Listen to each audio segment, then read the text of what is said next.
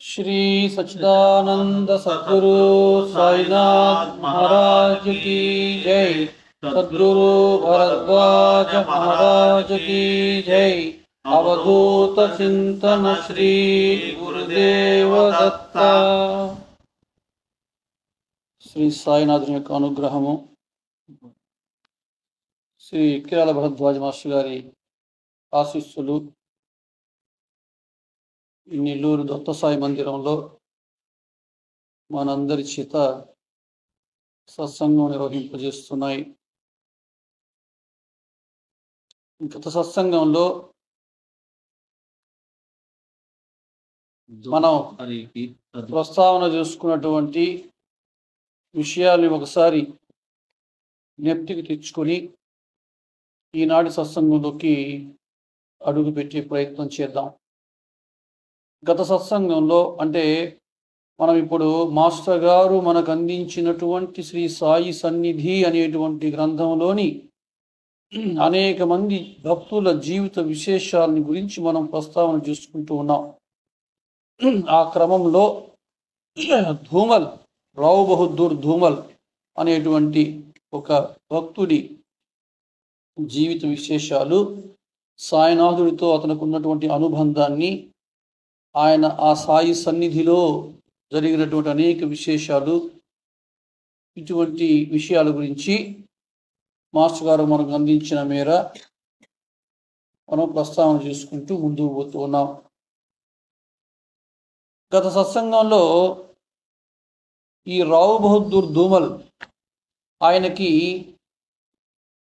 అటు లౌకికమైనటువంటి విషయాల్లో కానీ ఇటు పారమార్థికమైనటువంటి విషయాల్లో కానీ ఏ విషయాల్లోనైనా సరే ఆయన ముందడుగు వెయ్యాలి అని అంటే అది సాయినాథుడి యొక్క అనుమతితోనే జరిగేది. ఎటువంటి సంక్లిష్ట పరిస్థితులు ఏర్పడినప్పటికీ కూడా సాక్షాత్తు మృత్యువే వచ్చి ఆసన్నమయ్యింది, నువ్వు ఇదో ఈ నిర్ణయం తీసుకొని ముందు కదులు అని అన్నా కూడా ఆయన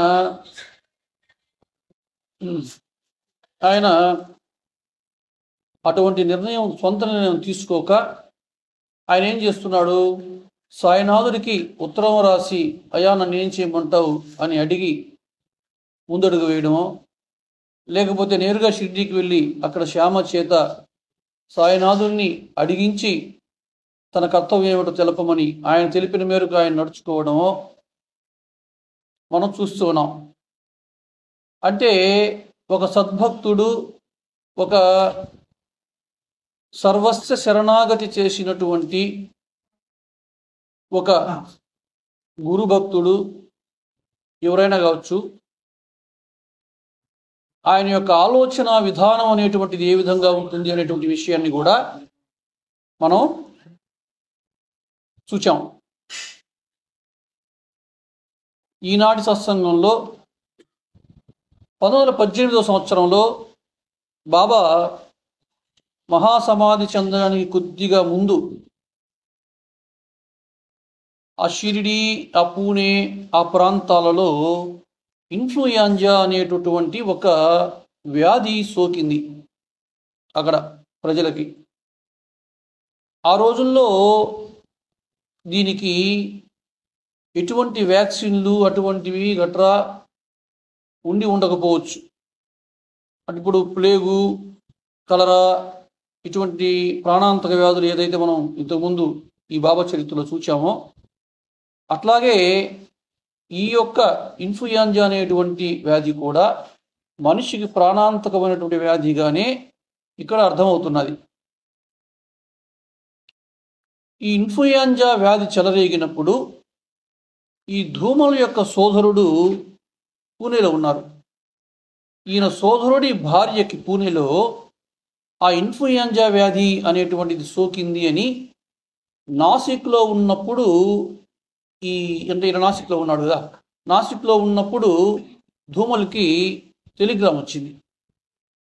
ఆ టెలిగ్రామ్ వచ్చినప్పుడు ఆయన ఏం ఆలోచించాడంటే, అరే ఇటువంటి ప్రాణాంతక వ్యాధి వచ్చింది, దీనికి ఏం మందులు లేవు, వ్యాక్సినేషన్లు లేవు, అటువంటప్పుడు సాయినాథుడే మనకు దిక్కు, మనం వెళ్ళి షిరిడీకి సాయినాథుణ్ణి మనం ఏదో అభ్యర్థించి అయ్యా ఆమెను కాపాడు అని అడిగి ఆయన ఇచ్చే ఊదినో లేకుంటే ఏదో ఆ ప్రసాదం తీసుకెళ్ళి ఆమెకి ఇస్తే బాగుంటుంది అనేటువంటి ఒక సదా ఆశయంతో, ఒక మంచి సంకల్పంతో ఆయన షిరిడీకి వచ్చాడు.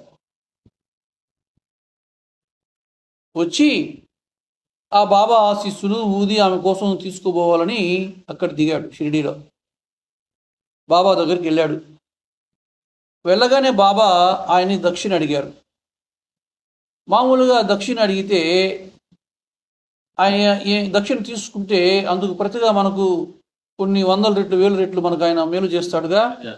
సహజంగా మనం ఏమనుకుంటామంటే ఆయన దక్షిణ అడుగుతున్నాడు కదా, నాకు మేలు చేస్తాడులే అని అనుకుంటాం. ఈయన దక్షిణ అడిగి తీసుకున్నాడు.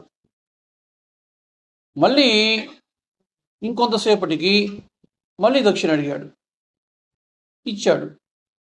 అట్లా మళ్ళీ మళ్ళీ మళ్ళీ దక్షిణ అడిగి ఆయన దగ్గర ఉన్నటువంటి ఆ ధనం మొత్తాన్ని కూడా ఆయన దక్షిణగా స్వీకరించేసి సైలెంట్గా గమ్మున కూర్చున్నాడు బాబా.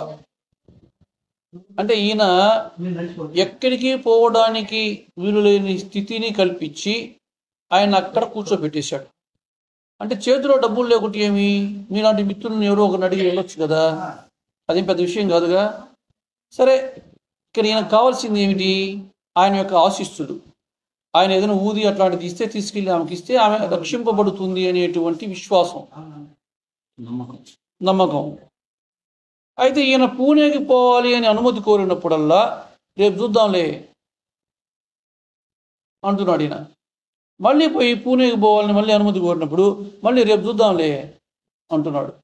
ఇట్లాగా ఈయన వెళ్ళి అనుమతి అడిగినప్పుడల్లా సాయినాథుడు రేపు చూద్దాంలే, రేపు చూద్దాంలే అని 3 రోజుల పాటు ధూమల్ని అక్కడ నిలిపివేశారు షిరిడీలోనే ఆయన సన్నిధిలో.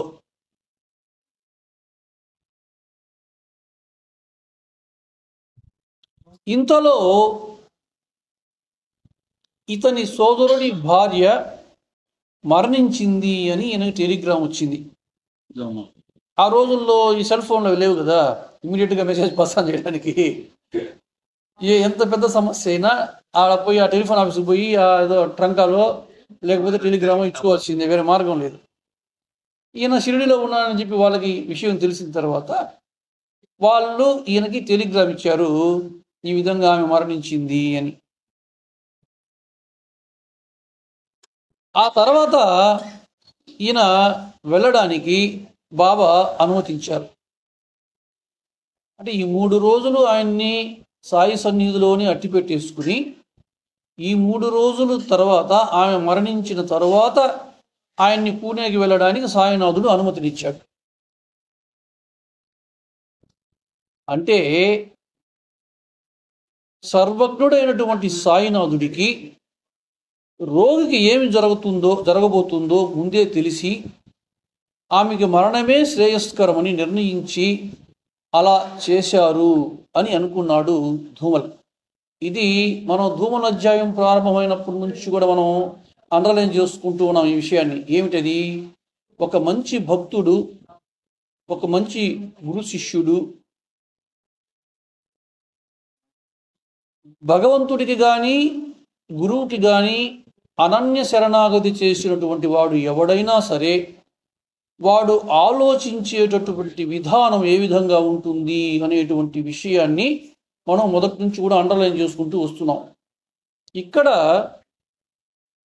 ఈ యొక్క ధూమలు అయ్యయ్యో నేను ఆమెకి ఇటువంటి వ్యాధి సోకిందని తెలిసి సాయినాథుడి ఆశీస్సులు ఆయన ఊది తీసుకెళ్ళి ఇస్తే ఆమె రక్షింపబడుతుంది కదా అని ఆశతో నేను షిరిడీకి ఆయన సన్నిధికి వస్తే ఆయన నేను పూణేకి వెళ్ళడానికి అనుమతి కోరినప్పుడల్లా రేపు చూద్దామని అని చెప్పి నన్ను అక్కడ అట్టిపెట్టేసి ఆమె మరణించేలాగా చేశాడే. ఏమి గురువురా ఆయన, ఏమి సద్గురువు, ఏమి మహాత్ముడు అనేటువంటి భావన ఒక సామాన్యుడికి కలుగుతుందా? కలగదా? ఎందుకని కలుగుతుంది అంటే ఎక్కడ ఎక్స్పెక్టేషన్ ఉంటుందో అక్కడ నిరాశ నిస్పృహలు ఉంటాయి. ఇప్పుడు ఇది ఈ విధంగానే జరగాలి అని ఒక ఎక్స్పెక్టేషన్ ఎప్పుడైతే పెట్టుకుంటామో ఆ కార్యము ఆ విధంగా సిద్ధించినప్పుడు మనకు వెంటనే నిరాశ కలగడం అనేటువంటి సహజం. ఇక్కడ ఆమె రక్షింపబడాలి అనేటువంటి ఎక్స్పెక్టేషన్తో వచ్చాడు ధూమల్. అటువంటి ఆశతో వచ్చినప్పటికీ కూడా ఆమెకి మరణమే ఆయన కల్పిస్తే దానిని కూడా ఏ విధమైనటువంటి నిరాశ నిస్పృహలకు లోను కాకుండా ఏ విధంగానూ తన గురువు పట్ల ఒక ప్రతికూలమైనటువంటి భావన మనస్సులోకి చొరబడనీయకుండా ఆయన ఎట్లాంటి ఒక పాజిటివ్ భావనని తీసుకుంటున్నాడో చేస్తున్నాడో చూడండి. మనం గతంలో చెప్పుకున్నాం, భాగవతంలో భగవంతుడు ఒక భక్తుడిని తన దగ్గరికి చేర్చుకునేటువంటి ముందు ఆ భక్తుడి దగ్గర ఉన్నటువంటి సంపదనంతా కూడా హరించి వేస్తాడు అనేటువంటి విషయాన్ని మనం గతంలో గుర్తు చేసుకున్నాం. అదేవిధంగా కాకా దీక్షిత్తు తన దగ్గర ఉన్నటువంటి డబ్బునంతా కూడా ఆయన హరించి వేసినప్పుడు, అంటే ఆయన హరించేటువంటి ఈయన పెరుక్కోవడం కాదు, అది ప్రారంభం చూస్తే ఆ విధంగా అయిపోతుంది. ఆ సన్నివేశాన్ని, అటువంటి దుష్పరిస్థితుల్ని కూడా ఆయన ఏ విధంగా తను పాజిటివ్గా భావన చేశాడు అనేటువంటి విషయాన్ని కూడా మనం గుర్తు చేసుకున్నాం. ఏమని? నన్ను సాయినాథుడు తనకు దగ్గర చేసుకోవడానికే నా దగ్గర ఉన్నటువంటి సంపదనంతా కూడా హరించి వేస్తున్నాడు అనేటువంటి భావన ఆయన చేశాడు. అంతేకాదు, యాక్చువల్గా ఆయన సాయినాథుడి దగ్గరికి వచ్చింది తనకు భౌతికంగా ఏర్పడినటువంటి ఆ వైకల్యం ఏదైతే ఉన్నదో, ఇది ఆ కాలు ఆయన కుంటుతూ నడిచేవాడు, అది నడుస్తూ ఉంటే నలుగురిలో ఆయనకి చాలా అవమానకరంగా అనిపించేది.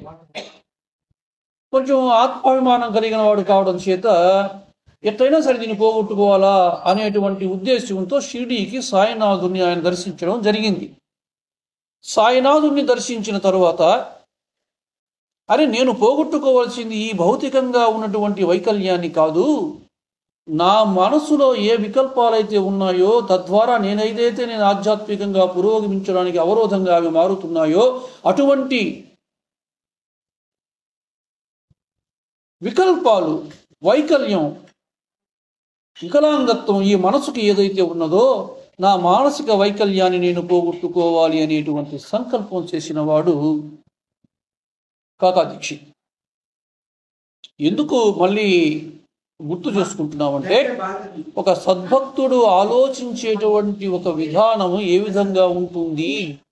ఇక్కడ ధూమల్లు ఇటువంటి దుష్పరిస్థితిని దాన్ని నెగిటివ్గా తీసుకోకుండా, నిరాశ నిస్పృహలకు గురి కాకుండా ఒక ఎక్స్పెక్టేషన్తో అక్కడికి వచ్చినప్పటికీ కూడా ఆయన ఆ విరుద్ధమైనటువంటి భావనలని తన మనస్సులోకి చొరబడనీయకుండా, అరే ఆయనకి తెలుసు ముందే ఆమె మరణిస్తుందని తెలుసు. ఎందుకని? ఆయన సర్వజ్ఞుడు. ఆయన సర్వజ్ఞుడు గనక ఆయనకి అన్నీ తెలుసును గనుక ఆమెని మరణించేలా చేసిన తర్వాతనే నేను పూణేకి వెళ్ళడానికి ఆయన అనుమతిస్తున్నాడు అని అంటే, ఆమెకి మరణమే శ్రేయస్కరమని సాయినాథుడు భావించాడు అని ఆయన భావన చేశాడంటే ఎంత గొప్ప స్థితిలో ఆయన ఉన్నాడు అనేటువంటి విషయాన్ని మనం అర్థం చేసుకోవచ్చు. అంటే తన మనస్సు వికల్పాలతో నిండిపోకుండా తన మనస్సులో చిత్తశుద్ధిని ఆయన పెంచుకుంటూ పోతున్నాడు అని మనకి ఇక్కడ స్పష్టమవుతుంది. అంతే కదా. ఇప్పుడు నెగటివ్ భావనలు వచ్చి నా మనసులోకి చూపిస్తే ఏమవుతుంది? మనం రోజు చెప్పుకున్నాం, ఒక ఆలోచన ఒక చుక్క అనుకుంటే ఆ చుక్క చుట్టూ ఏర్పడే వలయాలు 1, 2, 3, 4 ఇట్లాగా వలయాలు, ఒక్కొక్క ఆలోచన ఒక్కొక్క వలయంగా ఏర్పడుతూ ఈ ఆలోచన చుట్టూ కొన్ని వందలు, వేలు, లక్షల ఆలోచనలు ఏర్పడి ఈ మనస్సు నిండా ఆవహించేసి ఇది ఈ మనస్సులో భగవంతుడికి చోటు లేకుండా చేసుకునేటువంటి దుస్థితిని మనం కల్పించుకుంటున్నాము ఇత్యాది ఆలోచనలు చేయడం ద్వారా అనేటువంటి విషయాన్ని కూడా మనం గతంలో చెప్పుకున్నాం. ఇక్కడ ఒక సందేహం వస్తుంది. ఏమని వస్తుందంటే,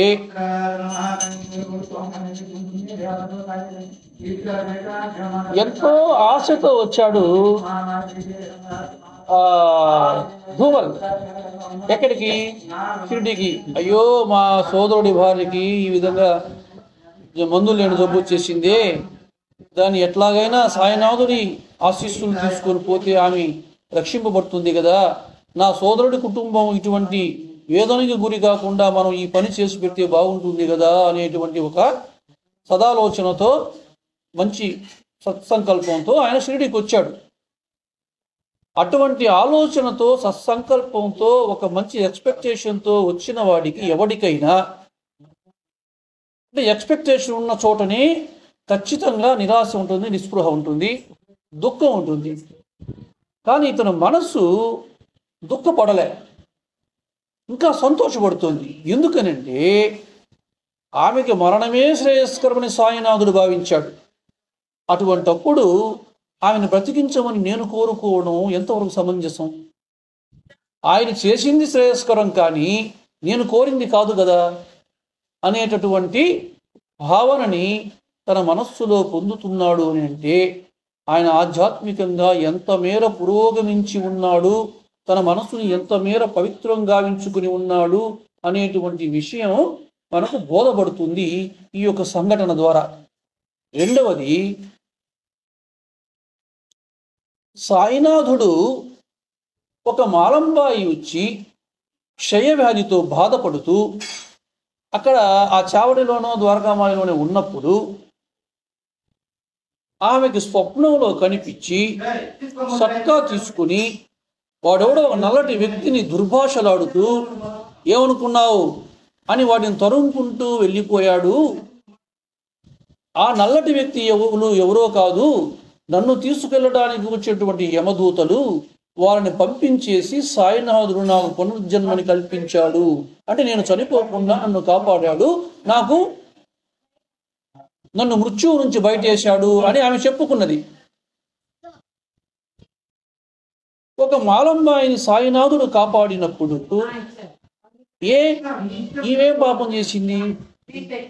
ఈమె కూడా ఒక మహిళే, ఈమె కూడా తన భక్తుడి సోదరుడి భార్యే, ఈమెను కూడా కాపాడి ఉండొచ్చు కదా అని అనిపిస్తుందా, అనిపించదా?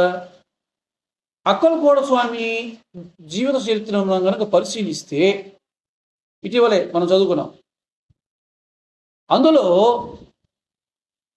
స్వామి ఆ రాజు యొక్క ఆస్థానానికి వస్తూ ఉంటాడు, పోతూ ఉంటాడు.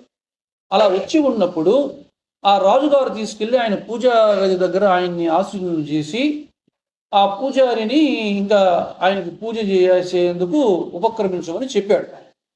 ఈ పూజారి ఏం చేశాడంటే అక్కడికి వచ్చి ఆ గంధాన్ని, అంటే పూజకి కావాల్సిన సంభారాలన్నీ సిద్ధపరుచుకునేటువంటి కార్యక్రమంలో ఆ గంధపు చెక్క వేసి గంధాన్ని సాదుతున్నాడు. అప్పుడు ఒక ఎలుక వచ్చి ఆ దీపపు కుందినలో ఉన్నటువంటి ఆ నెయ్యిని తను మూతి చూసింది, అంటే ఏదో తను ఆరగించే ప్రయత్నం చేసిందో ఈ మూతి అందులో పెట్టింది. ఇక్కడ నుంచి చూస్తున్నటువంటి ఈ పూజారి, ఈ గంధం రుద్దుతున్న పూజారి తన చేతిలో ఉన్నటువంటి గంధపు చెక్కని విసిరేశాడు దాని మీదకి.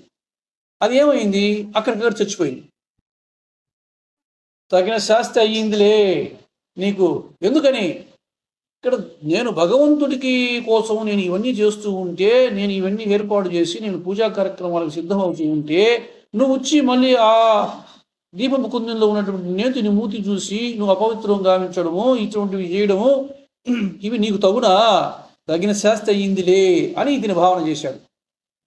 చేసి ఆ చనిపోయినటువంటి ఆ ఎలుకను తోకబట్టుకుని ఇట్లా తీసుకొని వెళ్తూ ఉన్నాడు. అంతే కదా, ఎలుక చచ్చిపోతే తోక పట్టుకుంటే మన ఎట్లా దూరం ఇట్లా పట్టుకుంటాం చేత్తో, అట్లా పట్టుకొని ఎడం చేత్తో, అది కూడా ఎడం చేత్తో రెడ్డి గారు బాగా చెప్పారు, పట్టుకొని వెళ్తూ ఉంటే, ఎందుకంటే శవం కదా, ఈ చేత పట్టుకుని మళ్ళీ ఏమైనా అందుకుంటుందేమో. కాబట్టి ఆ ఎలుక శవాన్ని తోకతో ఎడం చేత్తో పట్టుకొని అదే మీరు చెప్పిన అనుకుందాం. ఆ ఎడం చేత్తో పట్టుకొని ఆయన తీసుకెళ్తున్నప్పుడు స్వామి సమర్థుడు అక్కలకోట మహారాజు ఆయన్ని ఏయ్ తీసుకురా దాన్నిట అని గద్దించారు. స్వామివారు ఆజ్ఞ కదా, ఆయన దాన్ని తీసుకొని ఆయన దగ్గరికి వెళ్ళాడు. అక్కడ పెడదాను అన్నాడు, పెట్టాడు. ఆయన దాన్ని తీసుకుని ఆ రోజుల్లో 4 చైన్లు తగిలించినటువంటి బల్ల ఉయ్యాలు ఉండేది. అవును, దాని మీద కూర్చొని మామూలుగా ఊపుతుంటారు కదా. ఆ బల్ల ఉయ్యాలకు ఉన్నటువంటి ఆ చైన్కు ఉన్న సందుల్లో నుంచి 4 సార్లు అటు ఇటు దాన్ని బయటికి తీశాడు. ఆయన తీసి ఆమె దాన్ని విని ఏమ్మా అని ఇంక లేచి బొమ్మ ఇంక పోలే, ఇంక నువ్వు వెళ్ళిపోవచ్చు అని చెప్పి దాన్ని ఆయన అనంగానే అది ఇటు వెళ్ళిపోయింది.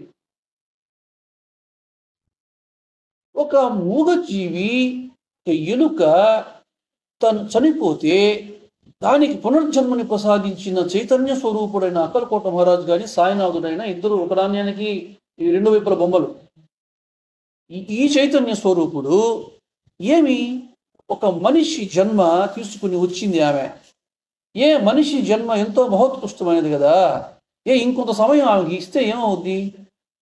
తన భక్తుడి సోదరుడి భార్య కదా. ఇంకొంతకాలం పాటు ఒక మాలమ్మాయిని రక్షించిన వాడు, ఇక్కడ ఈయన ఎలుకల్ని రక్షించిన వాడు, అక్కడ ఆమెని ఎందుకు రక్షించి ఉండకూడదు అనేటువంటి సంశయం కానీ సందేహం కానీ మన హృదయాల్లో మనసుల్లో కలుగుతుందా కలగదా? నాకు చెప్పండి. మనకు కలుగుతుంది. అయితే ఆయన ఎందుకు రక్షించలేదు? ఆయన ఎందుకు రక్షించలేదు అని ప్రశ్న. ఇక్కడ మీకు ఇంకొక చిన్న ఉదాహరణ చెప్తా. ఆనందమాయి అమ్మ చరిత్రలో ఇది కూడా ఇటీవల చదువుకున్నామా? ఇది కదా చదవనేది. ఈ చదువుతూ ఉంటే ఆ సందర్భంలో గుర్తు వస్తూ ఉంటాయి. హాయిగా సత్సంగం చెప్పచ్చు కదా అందరూ మీరంతా.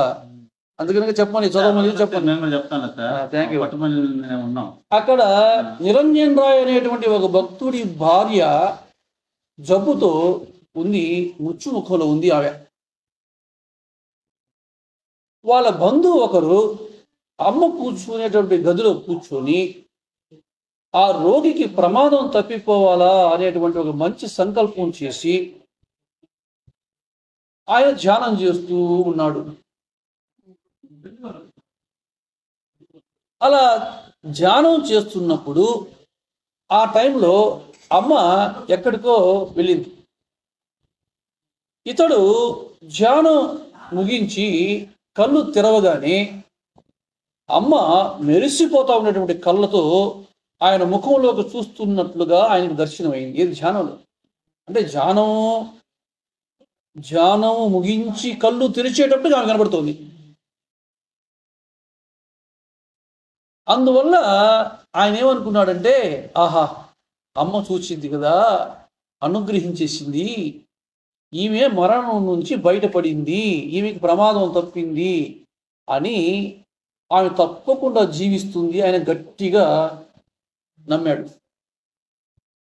కానీ కొద్ది రోజుల్లోనే ఆ రోగి మరణించింది. మరణించగానే ఇతడు నిరాశ చెందాడు.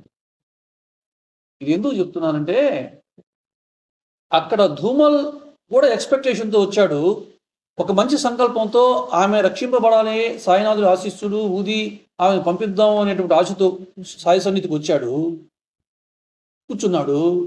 ఆయన దక్షిణ అడిగితే ఎన్నిసార్లు ఇచ్చేశాడు, ఉన్న డబ్బులంతా ఇచ్చేశాడు. ఆయన 3 రోజులు అట్టు పెట్టేశాడు. పూణేకి పంపించలేదు. 3 రోజుల తర్వాత ఈయన టెలిగ్రామ్ వచ్చింది. ఆ టెలిగ్రామ్ చూసుకున్నాడు, అయ్యో చనిపోయిందే అనుకున్నాడు.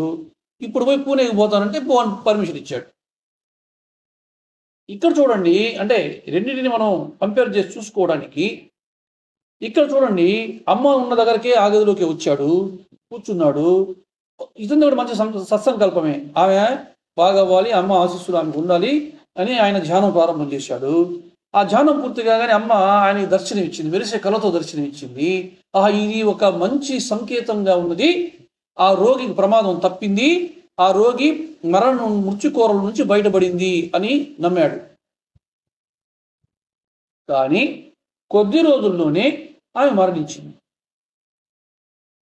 ఇప్పుడు ఈ వ్యక్తి నిరాశ చెందాడు, డిసప్పాయింట్మెంట్. ఎందుకని? మీకు ఇందాక చెప్పానే, ఎక్స్పెక్టేషన్ ఉన్న చోట ఈ డిసప్పాయింట్మెంట్ ఉంటుంది. కానీ అతను వచ్చింది కూడా ఎక్స్పెక్టేషన్తోనే, ధూమలు, కానీ నిరాశ లేదు. అంటే ఒక భక్తుడి ఒక స్థాయి, తన యొక్క భక్తి స్థాయి, తన ఆధ్యాత్మికంగా ఎంత పురోగమించాడు అనేటువంటి వ్యత్యాసాన్ని మనం ఈ రెండింటినీ పోల్చి చూసుకోవడం వల్ల మనకు కొంత ఒక అవగాహన కలుగుతుంది. అందువల్ల ఇతనికి నిరాశ కలిగింది.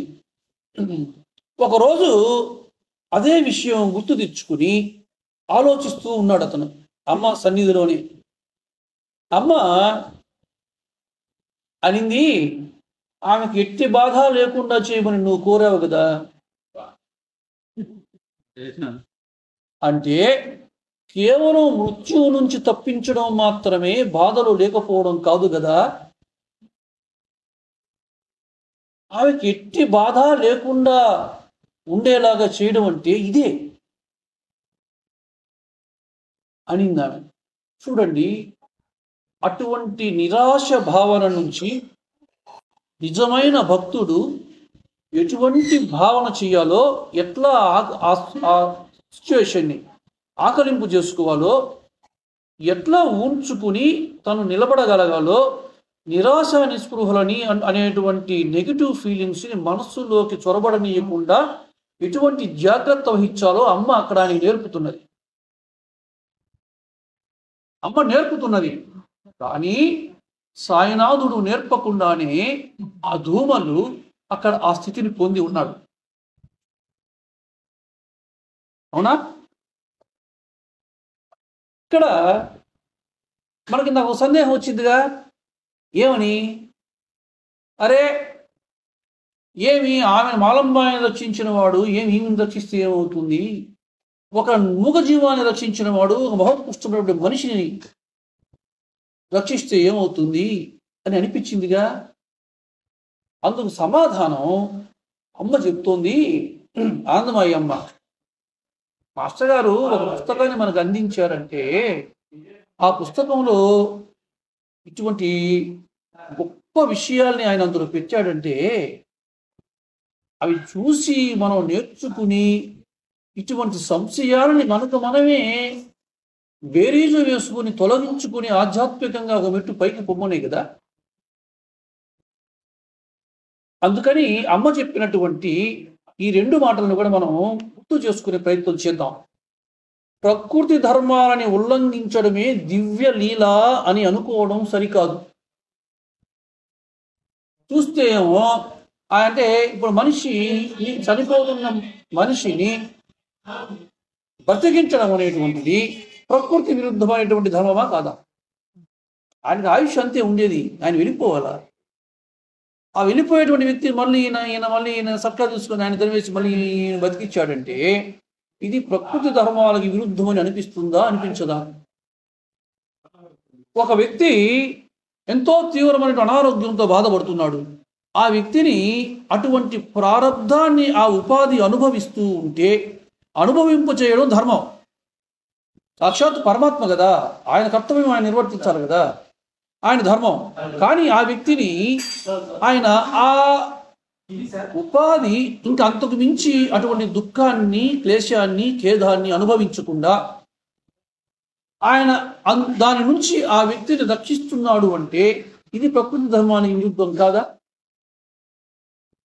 అందుకని అమ్మేమంటున్నదంటే ప్రకృతి ధర్మాలని ఉల్లంఘించడమే దివ్య లీల అని అనుకోవడం సరికాదు. నిజానికి ఒక యోగి నీటి మీద నడిచిన, గాలిలో ఎగిరిన, దానివల్ల ఇతరులకు ఒరిగేది ఏమిటి? ఒక లీల ఒక మహాత్ముడు చేశాడంటే దానివల్ల ఇతరులకు ఒరిగేది ఏమిటి? ఏ సమయానికి ఏది అవసరమో అది జరుగుతూ ఉండడం అనేటువంటిది అది ఒక గొప్ప లీల. ఏ సమయానికి ఏది అవసరమో అది జరిగిపోతూ ఉంటుంది. అదే గొప్ప లీల, ఆ పరమాత్మ యొక్క లీల. ఇదే జరిగేదాన్ని ఎవరూ ఆపలేరు, జరిగేదాన్ని ఎవరూ జరిపించలేరు అని మనకు రమణ మహర్షి చెప్పినటువంటి వాక్యం కూడా మనకు ఇదే విషయాలు చెప్తుంది. అంతేకాకుండా ఆ రమణ భగవాన్ ఒక సందర్భంలో ఏం చెప్పాడంటే, ఇది ఇట్లా ఎందుకు జరిగింది అని అడిగినప్పుడు అది ఆటోమేటిక్ డివైన్ యాక్షన్, దాన్ని ప్రత్యేకించి ప్రయత్నం చేయడం జరిగేది కాదు అని చెప్పాడు ఆయన. ఇది ప్రత్యేకించి ప్రయత్నం చేసి జరిగేది కాదు. అంటే లీలా అన్న మాటకి తన ప్రయత్నం అంటూ ఏముండదు. ఒక మహాత్ముడు లీల చేశాడంటే ఆయనకి ఇది చేయాలన్న సంకల్పం ఏముండదు, ఉండదు. అట్టని ఆ లీల వలన ఏ ప్రయోజనము ఆయన కోరడు, ఏ సంకల్పము అది జరగాలని చెయ్యడు, దాని నుంచి ఏ ప్రయోజనము ఆయన ఆశించడు. కానీ లీల జరుగుతుంది. అదే ఆటోమేటిక్ డివైన్ యాక్షన్. ఇక్కడ ఏం చెప్తున్నది, ఏ సమయానికి ఏది అవసరం అది జరుగుతూ ఉండడమే ఒక గొప్ప లీల.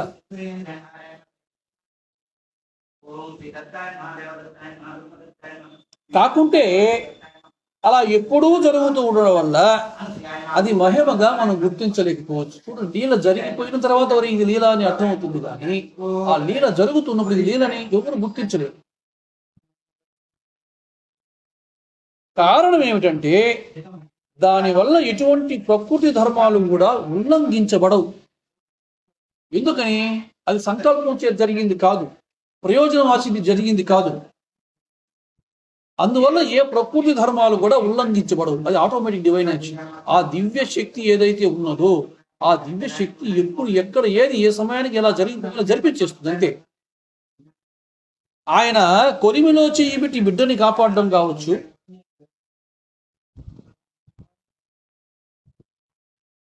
మాలమ్మాయిని కల్లో కనిపించి సట్కా ధరించుకొని తరిమేసి ఆమెని మృత్యువు నుంచి రక్షించడం కావచ్చు, అది ఏ లీల చేసినా అది ఆటోమేటిక్ డివైన్ యాక్షన్. అది ప్రత్యేక సంకల్పము చేత ప్రయోజనం ఆశించి ఏ మహాత్ముడు చేసింది కాదు. కాబట్టి అది ప్రకృతి ధర్మాలని ఉల్లంఘించింది కాదు. తాను సృష్టించినటువంటి ప్రకృతి ధర్మాలని ఉల్లంఘించి ఏ పని జరుపుకోవడం అయినా నిజమైన దైవశక్తికి ఎప్పుడైనా అవసరం కలగదు. ఎందుకని? ఈ సృష్టిని సృష్టించింది, ఇది అంతా, ఈ జగత్తంతా ఆయన సృష్టి, ఇందులో మనం అంతా భాగం. ఇందులో జరిగే ప్రతి క్రియ, ప్రతి సంఘటన, ప్రతిదీ కూడా అది ఆయనయే జరిపిస్తున్నాడు. ఆ పరమాత్మయే ఈ జగత్తుని సృష్టించి, బ్రహ్మగా సృష్టించి, విష్ణువుగా స్థితికారుడయ్యి ఇవన్నీ కూడా జరిపిస్తూ లయకారుడయ్యి తనలోకి తానే తీసుకునేస్తాడు మహేశ్వరుడై. అంటే పరమాత్మయే ఈ మూడు కార్యక్రమాలని సగుణ సాకార రూపంగా మనకు దర్శనమిస్తూ ఆయన ఈ కార్యక్రమాలని మనకు కనిపించకుండా అదృశ్యంగా నిర్వహిస్తూ ఉంటాడు. గుర్తించిన వాడు గుర్తిస్తాడు, గుర్తించలేని వాడు గుర్తించలేకపోతాడు. అది అంటున్నామే, ఇదంతా లీలే, కానీ అది మహిమని మనం గుర్తించలేము. చరా అంటే ఆటోమేటిక్ డివైన్ యాక్షన్, ఆటోమేటిక్గా అది జరిగిపోతూ ఉంటుంది అంతే. ఓకే, కాబట్టి ఈ ప్రకృతి అంతా ఆయన సృష్టించిందే కనుక ఈ సృష్టికి, తన ప్రకృతికి తను విరుద్ధంగా ఆయన ఎందుకు ప్రవర్తిస్తాడు, ప్రకృతి ధర్మాలను ఎందుకు ఉల్లంఘిస్తాడు అని అమ్మ ప్రశ్నిస్తోంది. ఎవరు? ఆనందమాయి అమ్మ. అయినప్పటికీ కూడా ఆ మహాత్ముడికి సన్నిహితంగా ఉండేటువంటి భక్తులు ఎన్నో చిత్రమైనటువంటి లీలల్ని ఇక్కడ ఆనందమాయి అమ్మలు చూచారు, అక్కడ సాయినాథుడి దగ్గర సన్నిధిలో ఉన్న వాళ్ళు చూచారు, ఆనాడు శ్రీగురుడి సన్నిధిలో ఉన్న వాళ్ళు చూచారు. శ్రీ స్వామి సమర్థ అక్కలపాటి మహారాజ్ స్వామి సన్నిధిలో ఉన్న వాళ్ళు చూశారు. ఏ మహాత్ముడి సన్నిధిలో ఉన్న భక్తులైనా కూడా ఇటువంటి లీలలను అందరూ చవి చూచారా లేదా? అయితే ఇది ప్రకృతి ధర్మాలకి ఉల్లంఘించి అది ఆయన చేసేటటువంటిది కాదు అని ఆనందమాయి అమ్మ మనకు హితబోధ చేస్తోంది. మనకు శ్రీగురు చరిత్రలో నృసింహ సరస్వతి స్వామి ఆయన యొక్క ఆరంభం ఆయన వచ్చిన తర్వాత ఈ గోడేనాథుడు అనేటువంటి ఆయనకి దత్తాత్రేయుడు, సావిత్రి అనే కొడుకు కోడలు ఉన్నారు. ఆయనకి ఊహించిన విధంగా ఒక వచ్చింది. దానికి మందులు లేకపోవడం చేత ఆయన బాగా పీల్చుకుపోయి ఇంకా వేరే దిక్కు లేదు అని అనుకున్నప్పుడు తమ కులదైవమైనటువంటి దత్తాత్రేయ స్వామి వారిని మనం దర్శనం చేసుకుని ఈయనని రక్షించమని అడుగుదాము అని చెప్పి ఆ తల్లి ఎవరో ఫలానా చోట ఉన్నాడమ్మా శ్రీగురుడు నృసింహ సరస్వతి ఆయన సాక్షాత్ దత్త అవతారమే అని చెప్పినప్పుడు ఆయన్ని ఏమంటారండి అదే గోయులు మోస్తూ తీసుకెళ్ళి ఆయన తీసుకెళ్ళడానికి పోతూ ఉన్నప్పుడు ఆ ప్రయాణ మార్గంలో ఆయన శరీరం విడిచిపెట్టడం జరిగింది. అలా శరీరం విడిచిపెట్టినప్పుడు ఒక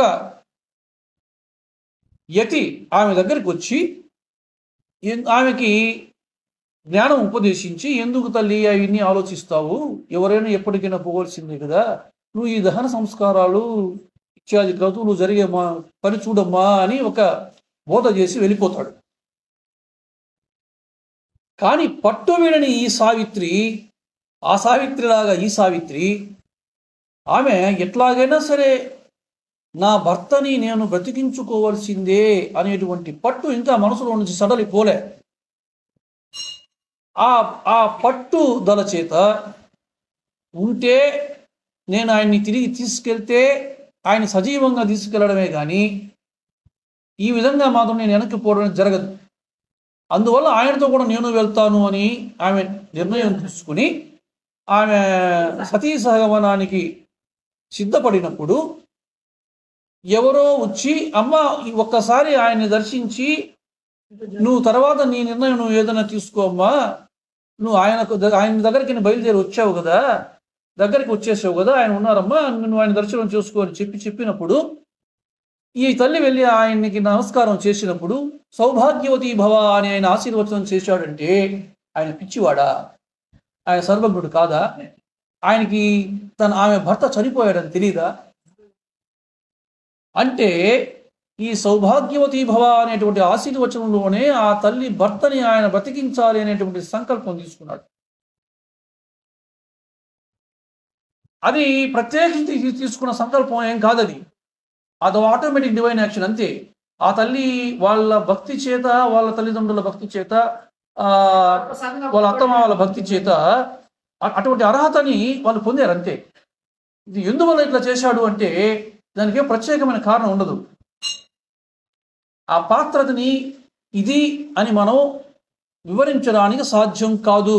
దాన్నే ఇక్కడ ధూమలు ఏమన్నాడంటే, ఆయన దేన్ని బట్టి నిర్ణయిస్తారో నాకు తెలియదు. ఒకరిని బతికించడము, ఒకరిని శ్రేయస్కరం వెళ్ళిపోవడమే, మరణమే వాళ్ళకి శ్రేయస్కరము అని ఆయన నిర్ణయించుకునేటువంటి విషయం ఉన్నదే, అది దేన్ని బట్టి ఆయన నిర్ణయిస్తారో నాకు తెలియదు.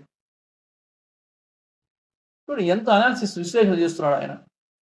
అట్లాగే ఒక దూర్తుడు వచ్చి ఆ దత్తుడిని బ్రతికించిన తర్వాత, ఏమయ్యా నాకు ఒక సందేహం వస్తున్నది, నొసటి వ్రాత తప్పించటం ఎవరి తరము కాదని వేదశాస్త్రాలన్నీ చెప్తూ ఉన్నాయి కదా, అటువంటప్పుడు బ్రహ్మ వ్రాసినటువంటి వ్రాత నిజమైతే ఈ చనిపోయిన వాడు తిరిగి ఎట్లా బతికాడు అని శ్రీ గురువుని ప్రశ్నించాడు. ప్రశ్నించినప్పుడు, అయ్యా ఆ బ్రహ్మ అనుమతితో మేము వచ్చే జన్మలోని అతని జీవిత కాలం నుంచి ఒక 30 సంవత్సరాలు ఈ జన్మకి ట్రాన్స్ఫర్, అదే మీరు చెప్పినట్టు మార్చాము, విధివ్రాత అనేటువంటిది వాస్తవమే. ఎప్పుడు కూడా ప్రకృతి ధర్మం అనేటువంటిది ఎవడు కూడా ఉల్లంఘించడానికి సాధ్యం కాదు, మహాత్ములైనప్పటికీ కూడా. అంటే సాక్షాత్తు బ్రహ్మ విష్ణు మహేశ్వరుల స్వరూపమైనటువంటి శ్రీగురుడు ఆయన అనుమతి తీసుకొని ఈయన యొక్క విధివ్రాతని ఆ తర్వాతి జన్మలో ఉన్నటువంటి ఆ శరీరం ద్వారా ఆయన అనుభవించాల్సిన జీవితాన్ని 30 సంవత్సరాలు ఈ జన్మకి మార్చాడట. బ్రహ్మ అనుమతి తీసుకోవడం ఏమిటి? బ్రహ్మే ఆయన, విష్ణువే ఆయన, మహేశ్వరుడే ఆయన. శ్రీగురుడు గురుర్ బ్రహ్మ గురుర్ విష్ణు గురుర్ దేవో మహేశ్వర గురు సాక్షాత్ పరం బ్రహ్మ తస్మై శ్రీ గురవే నమః అన్న శ్లోకం శ్రీ గురు గీతలో మనకి ఏం చెప్తున్నది? గురువే ఈ 3 అయి ఉన్నాడని చెప్తున్నది. కానీ ఆయన వీళ్ళకి అర్థం కావడం కోసం నేనే ఆ 3 అయి ఉన్నాననే విషయం ఎప్పుడు గురువు చెప్పుకోడుగా, తన గురువులను చాటుకోడుగా. అందువల్ల అయ్యా నేను ఆయన పర్మిషన్ తీసుకున్నాడయా, తీసుకొని ఈయనకి ఇటువంటి స్థితిని కల్పించారు అని చెప్తున్నాడు. అంటే ఇక్కడ ఒక వ్యక్తికి ఇంతే ఆయుష్ ఉంది అన్నమాట బ్రహ్మవ్రాత అనేటువంటి సత్యం. కానీ ఒక మహాత్ముడు తను అటువంటి స్థితిని ఆ వ్యక్తికి కల్పించదలిచినప్పుడు ఆయన వాళ్ళకి తన ఆశీబలం చేత, తన తపో బలం చేత వాళ్ళకి అటువంటి అవకాశాన్ని కల్పిస్తాడు అనేటువంటిది శ్రీ గురు చరిత్ర చెప్తున్నది, ఆనందమాయి అమ్మ చెప్తున్నది. మనం ఏ గ్రంథాన్ని పరిశీలించినప్పటికీ కూడా, ఏ మహాత్ముని పరిశీలించినప్పటికీ కూడా వాళ్ళందరూ కూడా అదే మాట చెప్తున్నారు తప్ప అన్యంగా చెప్పడం లే. ఎందుకని అందరూ ఒకటే చెప్తున్నారు? అంటే అందరూ అదే అయి ఉన్నారు కనుక. ఏమిటది? ఆ భగవతత్వం ఏదైతే ఉన్నదో అదే వీళ్ళంతా అయి ఉన్నారు గనుక వాళ్ళందరూ చెప్పేది ఒకటే విధంగా ఉంటుంది. ఏ సద్గురువు చెప్పినా, ఏ గురువు చెప్పినా అది ఒకటే విధంగా ఉంటుంది తప్ప దానికి వేరే భాష్యం అనేటువంటిది చెప్పడానికి వీలు కాదు. మనం శ్రీ పాగల్పాటి గురువు గారి చరిత్రలో మనకు మాస్టర్ గారు పాగల్పాటి గురువు గారిని అనేక ప్రశ్నలు సంధించి మన కోసం ఆయన అనేక విషయాలు మనకు తెలియజేస్తారు. అక్కడ ఆయన అయ్యా సిద్ధుడు, జ్ఞాని, భక్తుడు అంటూ ఇన్ని రకాలుగా చెప్తారు కదా, అటువంటప్పుడు ఏమిటి ఆ ముగ్గురికి భేదం అని అడిగాడు ఆయన. అని అడిగినప్పుడు వాస్తవానికి వాళ్ళ అనుభవంలో కానీ వాళ్ళ స్థితిలో కానీ ఏమీ తేడా ఉండదు. కానీ బయటకి వాళ్ళు చేసేటువంటి పనుల్లో, వాళ్ళ కార్యకలాపాల్లో తేడా మనకు గోచరిస్తుంది. వాళ్ళకు ఉండదు. వాళ్ళ అంతరంగం అంతా ఆ చైతన్య స్థితిలోనే ఉంటారు. కానీ మనకు గోచరిస్తుంది, ఆయన అట్లా చేశాడే, ఈయన ఇట్లా చేశాడే, ఈయనేంది ఇట్లా చేశాడే, శివుడు ఇట్లా చేశాడే, అరే అక్కలపూడి స్వామి ఇట్లా చేశాడే, సాయినాథ్ ఇట్లా చేశాడే అని మనకుంటుంది తప్ప, మనకు గోచరిస్తుంది తప్ప మన స్థాయికి, మన అజ్ఞానానికి వాళ్ళ మధ్యలో మాత్రం ఎటువంటి తేడా ఉండదు. వాళ్ళ స్థితి ఒకటేగా ఉంటుంది అని ఆయన మనకు చెప్పాడు. ఇక్కడ ఇన్ని రకాల మహాత్ములు ఇన్ని రకాలుగా చెప్పడం వెనక రహస్యం ఏమిటంటే వాళ్ళ ఆంతరంగికంగా, వాళ్ళ అంతరంగంలో వాళ్ళు అనుభవిస్తున్నటువంటి చైతన్య స్థితి ఒక్కటే. చైతన్య స్థితి ఒక్కటే.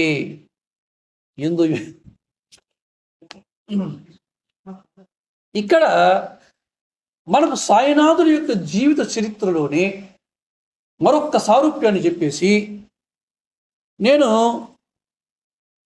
తర్వాత మన సత్సంగాన్ని ఇదే ప్రస్తుత సందర్భానికి వచ్చేద్దాం. ఏమిటంటే ఆయనే ఒక చోట చెప్పాడు. ఎవరు? సాయినాథుడు. ఏమని చెప్పాడు?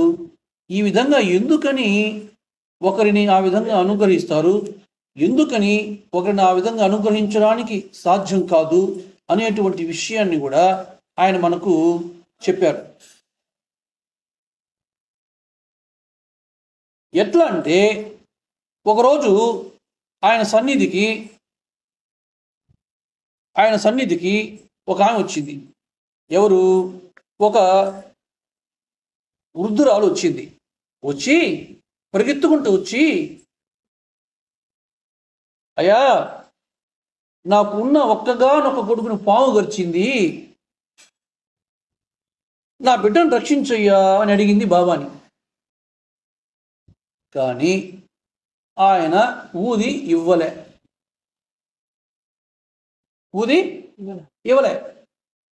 సరికదా, ఏం పలకకుండా నాకేం సంబంధం లేదన్నట్టుగా మౌనంగా ఉన్నాడు.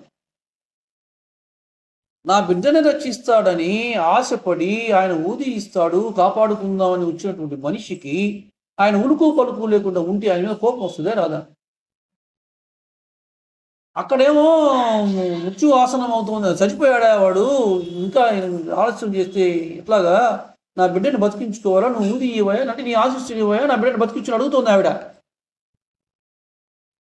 ఏం పలకలే, గమ్ముగా ఉన్నాడు. ఆమె వెళ్ళిపోయి కొద్దిసేపు చూసి వెళ్ళిపోయి మళ్ళీ కొద్దిసేపట్లో ఆ ఆవేదన తట్టుకోలేక గుండెలు బాదుకుంటూ వచ్చి పెద్ద పెద్దగా శోకిస్తూ, అయ్యా, నా కొడుకు మరణించాడని అతన్ని బతికించయ్యా అని బతిమాలి. గమ్ము కూర్చున్నాడు శిలలాగా, ఏం మాట్లాడకుండా, ఏం కథ నిశ్చేష్టుడి గమ్ము చూస్తున్నాడు. ఎవరు? సాయినాథుడు. అది ఏందిరా తల్లి ఆ విధంగా అంత శోకిస్తూ ఉంటే ఈయన ఉలుకు పలుకు లేకుండా గమ్మగా చూస్తున్నాడే అని అనిపించింది అక్కడ చూస్తున్నటువంటి కాకా దీక్షిత్కి. అప్పుడు కాకా దీక్షిత్తు ఆ దృశ్యాన్ని చూడలేక, బాబా, ఏంది బాబా, నేను ఈ దృశ్యాన్ని చూడలేకపోతున్నాను, అదేదో చూడయా, ఆమె అడిగేది చూడ, చేయవయా అని అడిగాడు. అప్పుడు బాబా అన్నాడు, తమ్ముడు, నువ్వు ఇట్లాంటి వాటిల్లో చిక్కుకోవద్దు, ఇది మంచికే జరిగింది. అతడు మరొక దేహంలోకి ప్రవేశించాడు. తిరిగి నేను ఏ దేహంలోకి ప్రవేశించాడో అతను, ఆ శరీరంతో అతను ఈ శరీరంతో చేయలేని ఎన్నో పనులు చేయగలుగుతాడు. అంటే ఆధ్యాత్మికంగా ఎదగలగొచ్చు. అతన్ని తిరిగి నేను గనక ఇందులో ప్రవేశపెడితే ఈ దేహం బతుకుతుంది. కానీ ఏ దేహంతో అతను మంచి పనులు చేయగలుగుతాడో ఆ దేహం మరణిస్తుంది. చూసారా ప్రకృతి ధర్మం ఎట్లా ఉన్నదో? నీ కోసం, నీ మీద ఉన్న ప్రేమ చేత ఈ పని చేయగలను, కానీ పర్యవసానం ఏమిటో ఆలోచించావా? అందులో ఎంతటి బాధ్యత ఉందో నీకేమైనా తెలుసా? నువ్వు అది భరిస్తావా అని అడిగాడు ఆయన. పడిపోయి కాకా దీక్షిత్కి, ఓయమ్మా, దీని వెనక ఇంత కథ ఉందా? నేనేదో ఆమె ఏడుస్తుంటే అది చూడలేక మానవతా దృక్పథంతో నేను ఆమెను కాపాడవా అని అడిగాను. ఊరనైనా నాకెందుకు ఈ గోలంతా, వాడిదంతా నాణ్యతకి నేనేడ ఎక్కించుకునేది, నేనేడ మూసేది ఆ బాధ్యత అని మౌనంగా అయిపోయాడు. అర్థం చేసుకున్నాడు కాకా దీక్షిత్. మీకు ఇంకొక చిన్న సన్నివేశం పూర్తి చేసేస్తా. వాడు అప్పాజీ అనుకుంటే వాడి పేరు కదా, నేను కరెక్ట్ అయితే అప్పాజీ. అతను మేబీ అతను తండ్రి అడవికి పోతాడు వేటకని, గుర్రం వేసుకొని. గుర్రం మీద వేలాడుతూ శవంలా ఇంటికి వచ్చాడు. ఇతనికి, ఈ అప్పాకి ఎప్పుడు కూడా బాబా దగ్గర ఉండి ఆ సేవ ఈ సేవ చిన్నప్పుడు నుంచి చేస్తున్న అలవాటు. అంటే తన తండ్రి ఎంతో, ఈయనవాడంతే. కానీ ఈయన ఎంతో సమర్థుడని, ఈయన తన తండ్రిని కాపాడగలడని ఆయనకి నమ్మకం. ఎప్పుడైతే తన తండ్రి అడవికి పోయి, వేటకు పోయి, ఒక శవములాగా గుర్రం మీద ఊగులాడుతూ ఇంటికి తిరిగి వచ్చాడో, పరిగెత్తుకుంటే బాబా దగ్గరికి, ద్వారకామాయికి వచ్చాడు. బాబా, ఉదయం బాబా, నా తండ్రి ఈ విధంగా వచ్చాడు, నా తండ్రిని కాపాడుకోవాలని. ఇవ్వలే. ఇక్కడ ఏ విధంగా అయితే ధూమలు ఒక పాజిటివ్గా ఆలోచించగలిగాడో, ఒక మంచి భావన చేయగలిగాడో, వాడెంతో గొప్పవాడండి నిజంగా. పసివాడు వాడు, ఇది నా తండ్రికి మరణం శ్రేయస్కరం అయితేనే సాయినాథుడు మళ్ళీ బతికించడానికి సిద్ధపడలే, నాకు ఊది ఇవ్వలే. కాబట్టి నా తండ్రికి మరణమే శ్రేయస్కరం అని కర్మక్రతువులు పూర్తి చేసి మళ్ళీ ద్వారకామాయికి వచ్చి వాడు మళ్ళీ సాయంత్రానికి మళ్ళీ ఇక్కడ సేవ చేసుకుంటూ ఉన్నాడు బాబాకి. ఏమి వాడి భక్తి, ఎంతటి ఎన్ని జన్మల సంస్కారం. వాడు చదువులే సంచారే, వాడికి మళ్ళా వాడికి ఏమి తెలీదు. ఇచ్చారా అంటే ఆయన ఎందుకు ఒక వ్యక్తిని మరణిస్తూ ఉంటే చూస్తూ ఉంటాడో, ఎందుకు ఒక వ్యక్తిని మరణం నుంచి బయటపడేసి మళ్ళీ ఆ జన్మని కొనసాగిస్తాడో, ఇవన్నీ మనకు అర్థం కావు. అందుకనే ధూమలు ఇక్కడ ఏమంటున్నాడంటే, ఆయన దేన్ని బట్టి అది నిర్ణయిస్తాడో నాకు తెలియదు. చరా ఎందుకనంటే సాక్షాత్తు ఆ పరమాత్మ చైతన్యం ఏదైతే ఉన్నదో అదే అదే సాయినాథుడై ఉన్నాడు. అంటే ఆ చైతన్యమే బ్రహ్మ విష్ణు మహేశ్వరులయ్యి సృష్టి తిథిలయాల్ని నిర్వహిస్తున్నది, అవునా కదా? ఆ నిర్వహిస్తున్నప్పుడు ఏది ఎప్పుడు సృష్టించాలో, దేనిని ఎలా స్థితికారకం చెయ్యాలో, ఎట్లా ఎప్పుడు లయం చేసుకోవాలో అది ఆయనకు తెలుసా, చూసే వాళ్ళకి తెలుసా.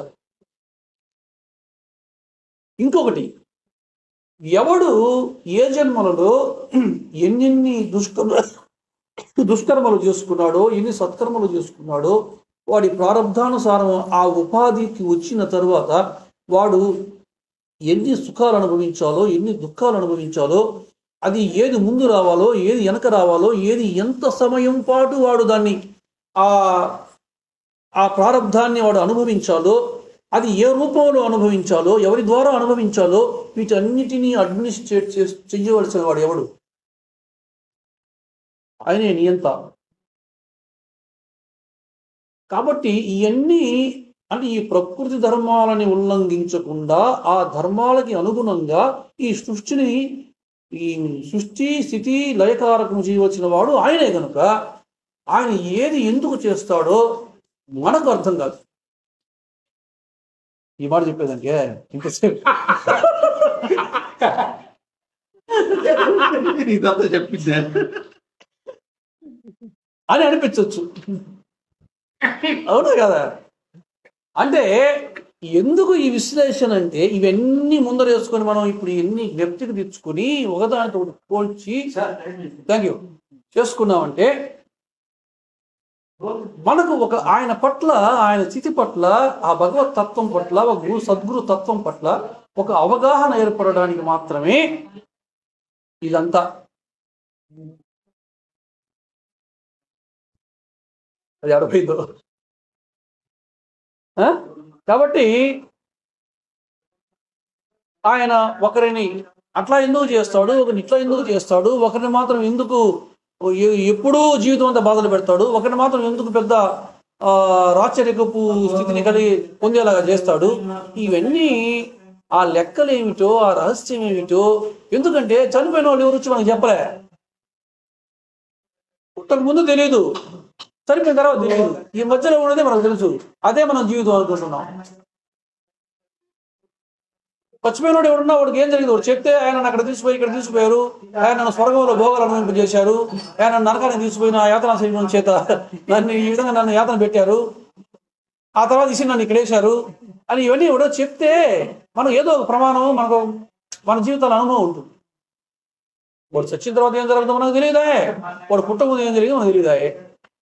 కాబట్టి ఏది జరిగినా, ఏది చేసినా అది ఆయన చేసింది, ఆయన చేసేదే, అదే మనకు శ్రేయస్కరం.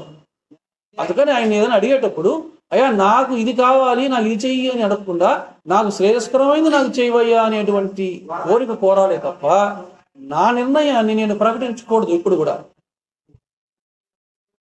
అందుకని ఇక్కడ ఒక సద్భక్తుడు, ఒక అన్య శరణాగతి చేసిన వాడు ధూమలు ఎటువంటి భావన చేశాడంటే, అరే ఆమెకు మరణమే శ్రేయస్కరమని ఆయన భావించాడు కనుకనే ఆయన బతికించలే. అయితే ఆయన దేని బట్టి చేస్తాడో నాకు తెలియదు. ఎట్లా అవుతుంది మనకు తెలియదు కదా. కాబట్టి ఎందుకు ఇవన్నీ మనం ఇట్లా విశ్లేషించి మనం ముందుకు పోవడం అంటే, ఆ గురుతత్వం పట్ల, సాయినాథుడి చరిత్ర పట్ల, అందులో ఉన్న విషయాల పట్ల మనకు ఒక అవగాహన, ఇవన్నీ మనం సమ్మిళితం చేసి పోల్చి చూసుకున్నప్పుడు మనకు ఆయన స్థితి ఏమిటో మనకు కొంతైనా అర్థం అవుతుంది అనేటువంటి ఆశతో మనం ఇటువంటి విశ్లేషణ చేసుకునే ప్రయత్నం. కాబట్టి ఆయన తత్వం మనకు బాగా బోధపడాలని, ఆయన తత్వాన్ని మనం అర్థం చేసుకుని మనం ఏమి చేస్తే మనకు శ్రేయస్కరమో అది ఆయన మన చేత చేయించాలని ఆయన ప్రార్థన చేస్తూ కాసేపు భజన చేసుకోవడానికి ప్రయత్నం చేద్దాం. శ్రీ సచ్చిదానంద సద్గురు సాయినాథ్ మహారాజ్ కీ జై. సద్గురు భరద్వాజ మహారాజ్ కీ జై. అవధూత చింతన శ్రీ గురుదేవ దత్త.